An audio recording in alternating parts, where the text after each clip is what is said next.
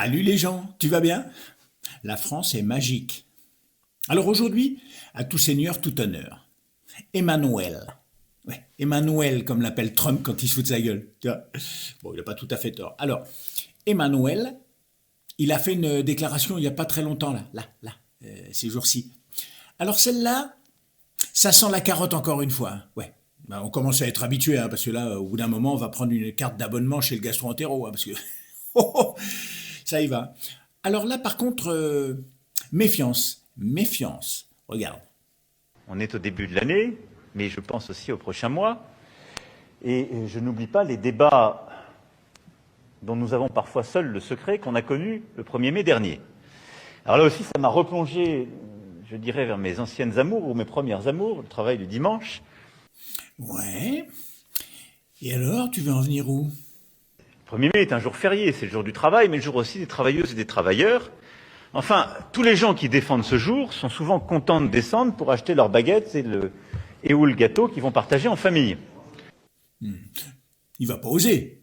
Eh, Et donc, il se trouve qu'il y a quand même des gens qui travaillent le 1er mai et que même ceux qui défendent le 1er mai sont souvent contents de pouvoir acheter du muguet chez les uns ou de la baguette chez les autres.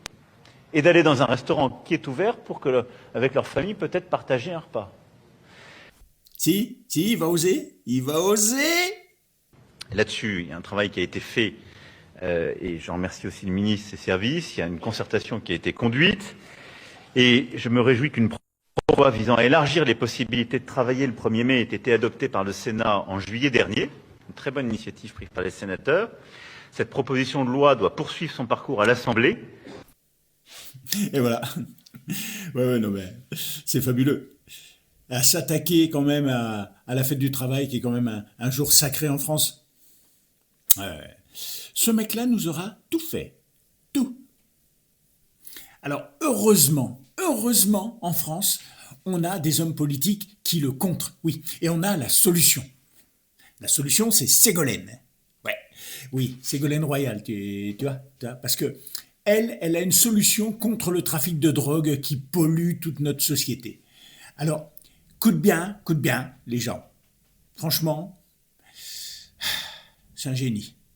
Les jeunes, au lieu de faire du trafic de drogue, on leur dit, on va rénover tout votre quartier, isoler tous les logements, changer tous les chauffages, là. Si les salaires ne sont pas au même niveau que ce que peut procurer un salaire... Vous leur laissez pas le choix, parce que vous leur dites, soit t'as pas de travail, donc tu fais du trafic de drogue, on va te donner du travail. Et vous faites le pari que les jeunes, à un moment, ils ont envie de s'intégrer aussi.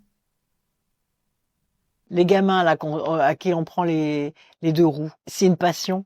C'est déjà formidable d'avoir des jeunes qui ont une passion. Alors évidemment, ils font n'importe quoi, c'est très dangereux, il y a même eu des morts, mais vous les sortez du quartier. Au lieu de ça, on réprime, on prend leurs deux roues et c'est broyé. Et qu'est-ce qu'ils deviennent les gamins derrière? Ben, ils font du trafic de drogue ou des cambriolages.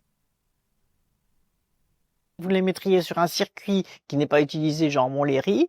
Vous faites un internat scolaire. Vous les remettez à l'école, vous les faites encadrer par des motards, par des gendarmes, etc. Vous leur donnez en plus une formation de conducteur. Vous pouvez très bien les mettre dans les métiers de garagistes. Il y en manque, les garagistes n'arrivent plus à retrouver, à recruter maintenant des salariés, il y en a plus. Et puis vous faites une école de cascadeurs pour le cinéma français. On est obligé d'aller les chercher à l'étranger, les cascadeurs. Que faire? Que dire? Bon, alors maintenant, on va prendre un sujet un peu plus léger, mais tout aussi nul. Tout aussi nul. Hein.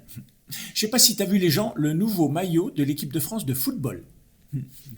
Alors, on abandonne nos couleurs bleu, blanc, rouge dont on était si fiers. Ah non, ça, c'est plus d'actualité. Non, ça plus. Maintenant, le maillot sera vert menthe. Vert menthe. Oui, avec un petit liseré bleu, blanc, rouge, juste au bord des manches. Des fois qu'on croit qu'on est français, faut pas trop que ça se voit. Hein. Non. Alors, pourquoi vert menthe? Tout simplement pour faire plaisir aux États-Unis, parce que ça va être la fête de l'indépendance, et ça rappelle la couleur de la Statue de la Liberté. C'est fantastique, fantastique. Alors, vous me connaissez, j'ai fouillé un petit peu, et j'ai trouvé aussi le short qui, je pense, va aller avec. Bon, alors on va finir sur une note humoristique, hein, comme d'habitude, mais on va rester dans le sport, le tennis, plus précisément. Alors, écoute bien les gens, il y a une jeune égyptienne de 21 ans qui s'appelle Hajar Abdelkader, qui a réussi Franchement, on ne sait pas comment. On sait pas comment. À se faire inscrire à un tournoi pro au Kenya.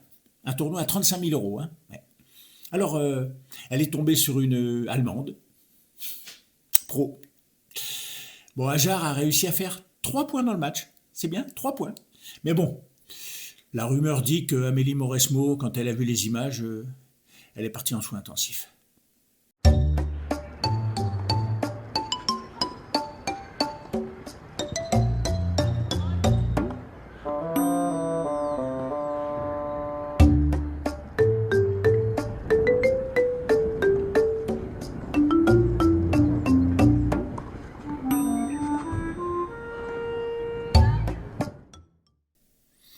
Et voilà les gens.